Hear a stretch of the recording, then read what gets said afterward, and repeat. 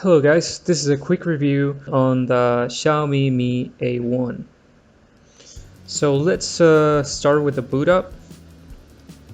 Feels minimal and I love that on a phone.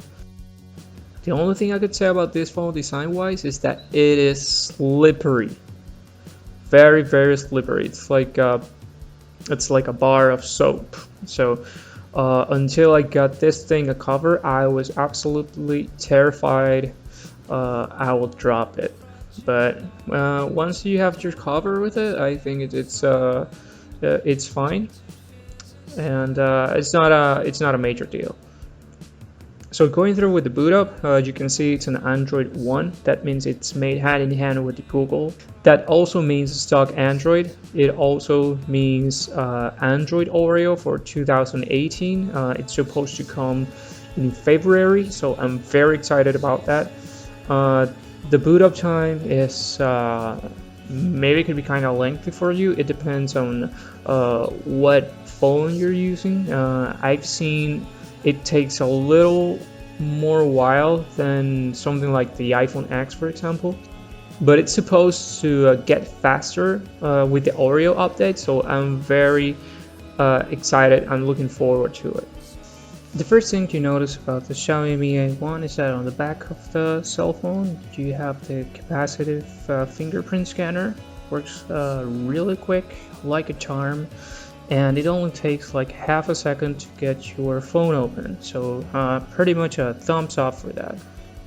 I've seen no misfires at all. Maybe just if you smudge your fingerprint like really quick and maybe he doesn't get it, but in less than a second it can get your phone open, as quick as that.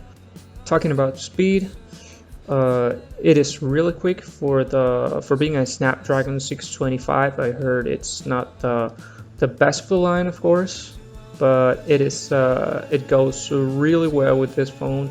It is a battery saving processor, so that's great on that part. The normal apps load pretty fast and with great flow. You're not going to have any problems whatsoever. It can even run all the games that I threw at it. I like emulating games, and all the games ran like a charm. I know you guys, maybe some of you like the high-end video games, but I've seen that this, even on high settings, hasn't had any problems whatsoever. So you can be confident that you can, play any games that you want on this cell phone, no problem. So going to the camera app, it was a pleasant surprise. I love the camera of this phone. I wasn't expecting something as good as this. It's not as good as maybe the iPhone X or the OnePlus 5T, but it is a pretty decent camera for this price range. It yields dual cameras. So it's a dual 12 megapixel cameras, one for normal photos, so another one for depth. It also has a portrait mode. If you click on the bottom right up there, you can see the portrait mode.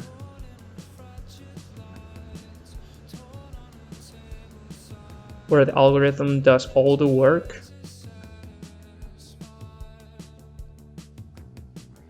I tried capturing a photo of this plant because you can see it has a lot of leaves and branches, so it makes it struggle for the camera to apply with the algorithm the right amount of blur and depth. So you can see, like, for example, on the top side of the photo and on the smooth edges, the blur is applied just fine. It looks like a DSLR camera, but if you just look a little down, you can see that the blur doesn't work as well around the leaves, around the branches. So that's the thing you gotta look out for when you're using portrait mode. The camera app is pretty easy to use, not as easy as, for example, the iPhone camera app, but this one gives you a lot of control over the camera. It has a manual mode, really complete with ISO and shutter speed all you ever need for taking the most professional photo you can with this phone. This phone can shoot up to 4K video. The cameras don't have OIS, but this is normal at this price range. But for $242, being able to shoot in 4K and full HD, it's pretty much the best to me.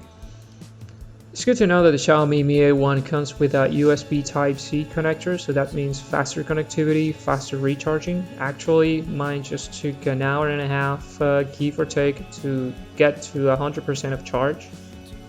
I love the battery life of the phone. It's only a 3080 milliampere battery, but it managed to, in the last charge, it managed to go as long as a day and 14 hours. I'm pretty sure I could have done the whole 2 days.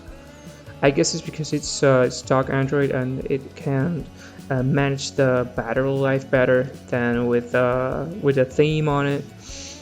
But overall, it has been a great experience, the battery life of this phone, and it lasted a day and 14 hours with a pretty heavy usage. So definitely recommended for battery life. One of the biggest surprises I had with this phone is that it actually has face recognition. And at this price range, I think this is just nuts.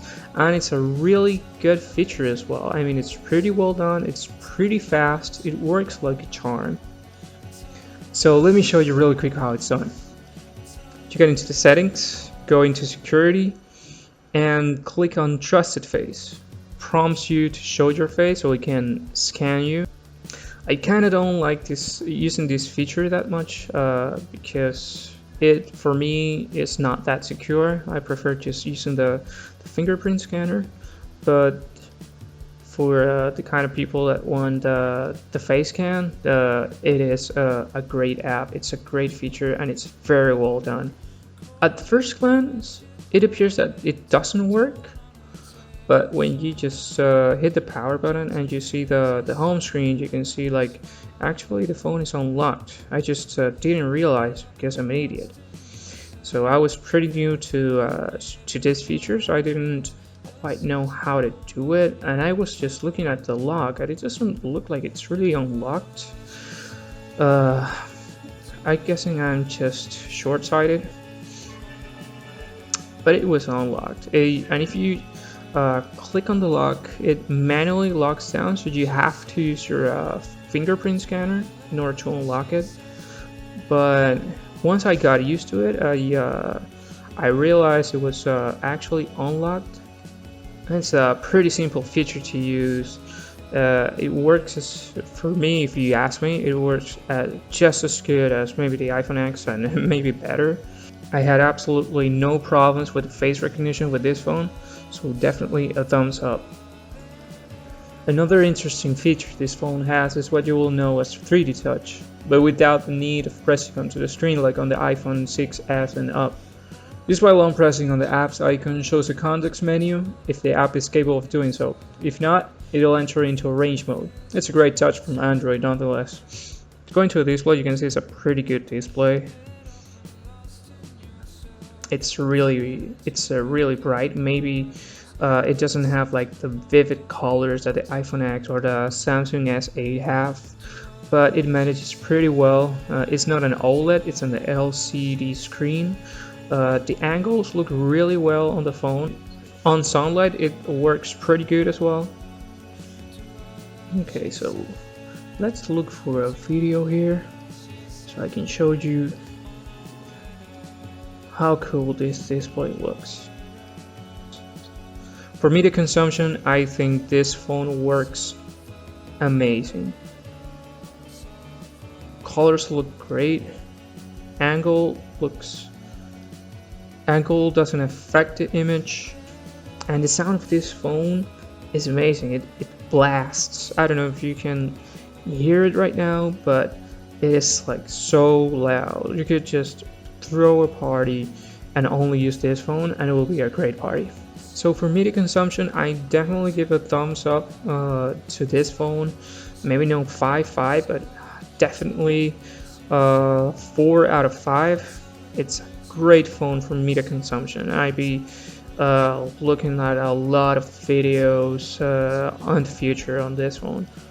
One thing that happened to me with this phone is that it lost the synchronization with the time zone. Not a big deal, but that never happened to me with the iPhone. So that's one thing that you could have in mind. I don't know if it happens a lot on Android devices, but it never happened to me on my iPhone.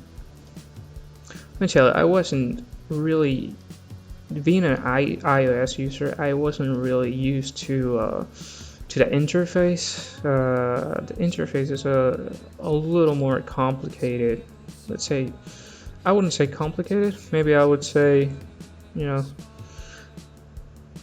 more bloated than the iOS. iOS is so easy to use. It's just so straightforward and intuitive. This one is not as intuitive as the iOS operating system. But I've seen that the Android operating system has been optimizing itself pretty well over the years, and it just gives you a lot more options than the iPhone does. So once you get used to it, if you like to have all those options available, and you don't want to feel that constrained as you may feel with the iOS operating system, I definitely recommend having a look at Android right now, especially with Oreo coming up. So maybe you're asking yourself, how does the Xiaomi compare to an Apple phone of the same range? Well, the most comparable phone I could find was the 6S Plus. It could be considered if you were on a budget, and because it is the most similar to the Xiaomi in terms of specs. Geekbench CPU scores for the two phones were the most similar, as the Xiaomi scored 874 points for a single core and 4,341 for the multi-core score. The iPhone 6s blew the Xiaomi out of the water on the single-core score with 2,267 points, while it lagged behind on multi-core with a 3,888 point score. This is maybe because the iPhone is only quad-core, so every core should be more capable than a single octa-core core. But let's look at a little comparison chart I made. As you can see, the chart speaks for itself. With the Xiaomi, you got more screen to body ratio, it's lighter, it has more color depth, dual cameras, more RAM, and a bigger battery, and features like the IR blaster, FM radio, face detection, fast battery charge. But the big takeout here is the price. The most comparable iPhone to the Xiaomi costs around $550 on Amazon, while I found mine on eBay for only $242. It's more than half the difference. That's an extra $308 you have to fork out of your budget to have the privilege of iOS. So that's it for today. Let me know what you think about the phone. Do you have the Xiaomi Mi A1? Do you like it? What are the things that you didn't like? What are the things that you love about it? Just leave a comment down there, and if you like this video, please give me a like and maybe subscribe, and I'll see you guys next time.